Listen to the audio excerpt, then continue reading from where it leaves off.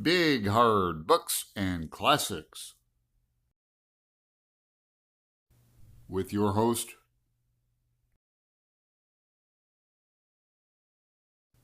Alan Mahan.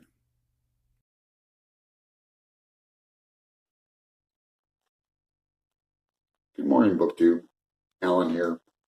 When I came across a guy, I fell into a wormhole, actually.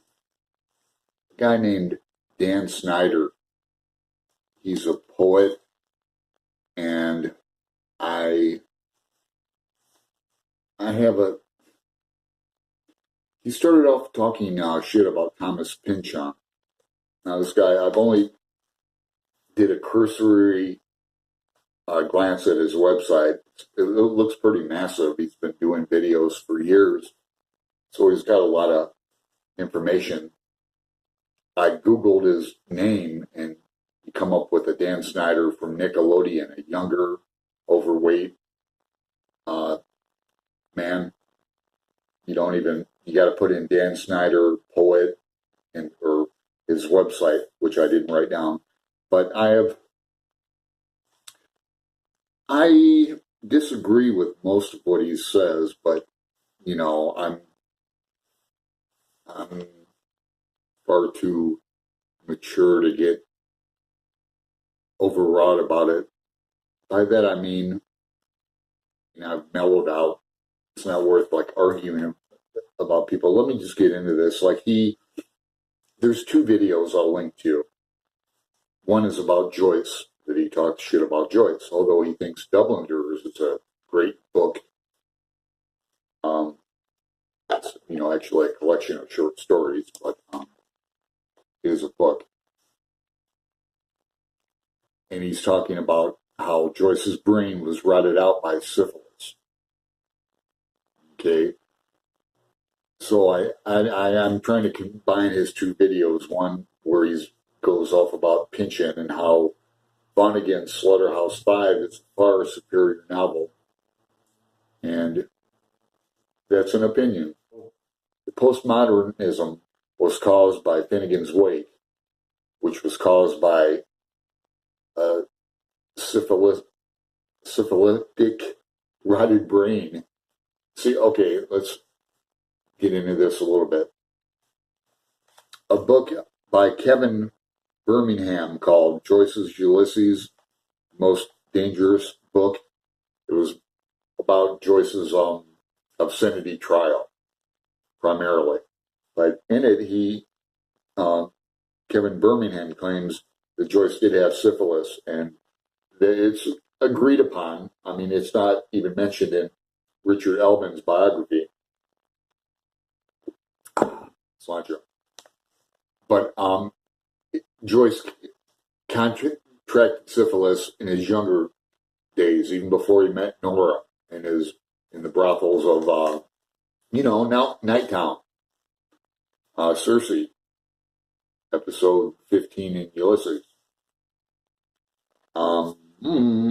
So, and it was cured. He didn't die. Joyce didn't have this continual thing like Nietzsche did. Nothing like that. It was treated, but apparently syphilis stays in your system and can cause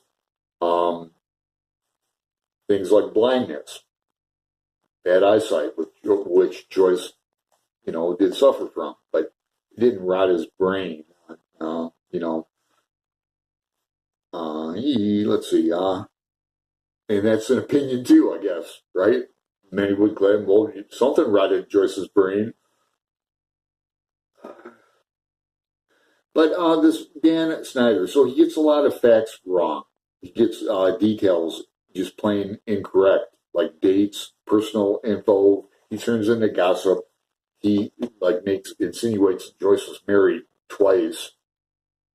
Couldn't be farther from the truth. He was married once at the very end of his life to Nora Barnacle, because they were an unconventional couple. Joyce refused to get married in the church. They had two children, son and daughter, and Joyce had a grandchild, Stephen, who Dan Schneider gets into a little bit too. And here's another thing that point two of this of my video commentary on Schneider is he's then equates Pynchon and then throws in David Foster Wallace and Infinite Jest as another, just trashes that as garbage. I've never read it. Okay, I'll say that here. Not because I think it's garbage. I think I'd get into it a lot. I think I really would. I might tackle Infinite Jest next year. But I think I'd rather read other things because I know myself, as a Joycean, I'll just get into the minutia of research and details and that. And I think I'd rather go back to Finnegan's Wake and do a Finnegan's Wake something. But that's like a daily practice that can last a lifetime. I'm not so sure I want to do that. I got him into Gravity's Rainbow again, and the Bronte. I wonder what this Dan Schneider has to say about like Charlotte and Emily Bronte, because he's got a lot of opinions about, Virginia Woolf is terrible. He shits on Faulkner. He loves Whitman. Okay, who doesn't? I agree with that. He says poetry before and after Whitman, everything was filtered through Whitman. American-wise, yeah, and Dickinson as well, right? I mean, that's a common view, but not that Virginia Woolf is terrible. He likes Gene O'Neill and Tennessee Williams. Oscar Wilde thinks Oscar Wilde's like #1 dramatist or satirist of all time. He loves Moby Dick, and I just want to, shoot myself in the pants just because my opinion is Moby Dick is a boring, terrible novel. Finally, he shits on MFA programs, and this has been going on for forever too. I know a bit about MFA programs, and I have an opinion about them. There's something about this Dan Schneider guy. He's when someone starts off with, in all honesty, I just immediately think they're lying. Whatever this goes across the board. If I see a politician on TV, in all honesty, and he's humble is not, humility is not his strong suit. He claims he has written more great poems than anyone that he knows of. Well, that could be true, couldn't it?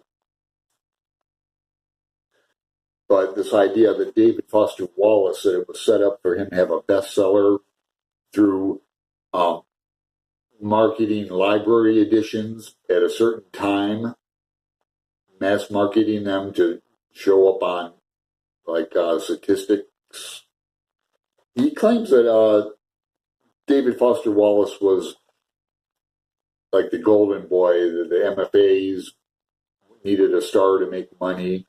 Where you can see, even I, having said I haven't read Infinite Jest, I haven't read any of David Foster Wallace, but I can see the progression of his publishing short stories with his photo from high school, and he went up the ranks, as it were, in publishing as